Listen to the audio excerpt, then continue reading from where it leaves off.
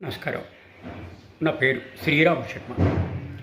ఒకవేళ ఎవరైనా స్త్రీ గర్భవతి అయితే ఉద్యోగానికి అనర్హురాలా? ఈ విషయాన్ని నివృత్తి చేస్తూ ఉత్తరాఖండ్ హైకోర్టు ఒక తీర్పు ఇచ్చింది. వివరాల్లోకి వెళ్తే ఉత్తరాఖండ్ రాష్ట్ర ప్రభుత్వం ఒక రూల్ పాస్ చేసింది.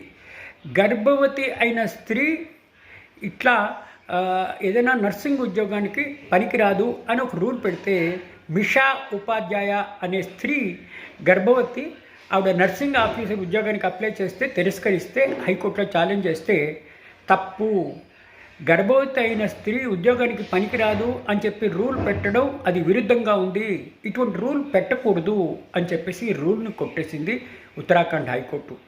ఈ రూల్ ప్రకారము గర్భవతి అయిన ఎవరైనా స్త్రీ ఉద్యోగానికి పనికిరారు అన్న ఇటువంటి రూల్ను తిరస్కరిస్తూ ఉత్తరాఖండ్ హైకోర్టు దాన్ని కొట్టేసింది. అంటే దీని అర్థం ఏంటి? ఎవరైనా సరే గర్భవతి స్త్రీలు ఉద్యోగానికి చక్కగా ఇంటర్వ్యూకి వెళ్ళచ్చు, ఉద్యోగం వస్తే చేసుకోవచ్చు.